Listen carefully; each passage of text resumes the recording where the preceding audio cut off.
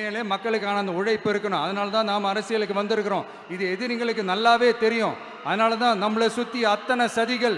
அதில் முக்கியமான சதி என்ன தெரியுமா? இதை பாரு, ஒன்று நீ இல்லைனா நான் இல்லைனா நீ இல்லைனா நான். நமக்குள்ள வேற எவனும் நடுவில் வந்துடக்கூடாது. நாம 2 பேரால மட்டும்தான் மக்களை ஈஸியா ஏமாத்த முடியும். இந்த விஜய் வந்ததுனால நமக்கு பொழப்பே போச்சு.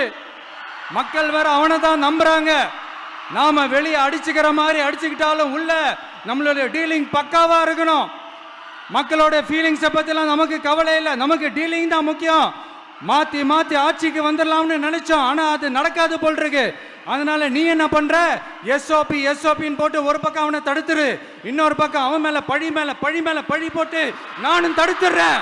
என்ன ஓகேவா? டீலிங் ஓகேவா? ஓவர்.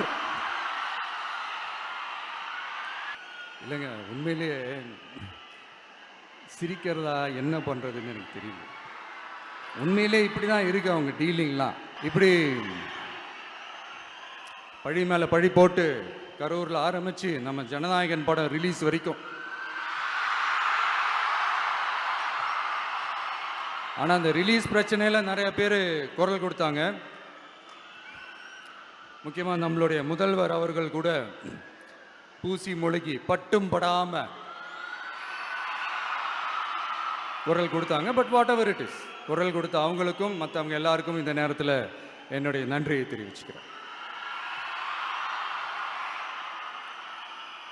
இப்படி நம்ம வெளிப்படையாக பேசுறதுனால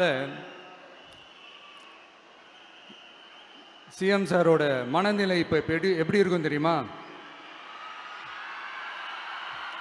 ஏற்கனவே கட்சிக்காரங்க தொல்லை தாங்க முடியல, தூங்க விட மாட்டேறாங்க. இந்த விஜயும் வந்து தூங்க விட மாட்டான். நம்ம பாட்டுக்கு ஹைவேல சைக்கிள்ல சோலாவா போலான்னு நினைச்சோம். இவன் நாடானா மக்கள் சக்தியோட வந்துட்டு இருக்கான். இவன் தான் கேள்வி கேட்கறான்னு பார்த்தா மக்களையும் கேள்வி கேட்க வைக்கிறான்.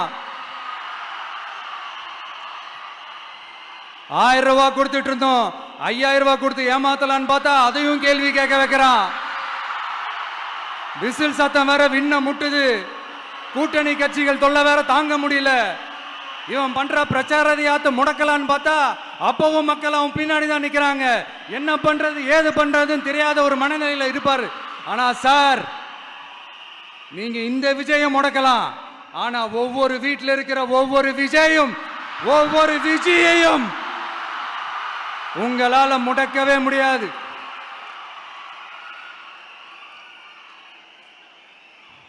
அவங்களாம் ஆல்ரெடி பிரச்சாரத்தை ஸ்டார்ட் பண்ணிட்டாங்க சார். வீட்லயே குடும்பமா இறங்குவாங்க பாருங்க பிரச்சாரத்துக்கு. அப்ப உங்களால மட்டும் இல்ல, எந்த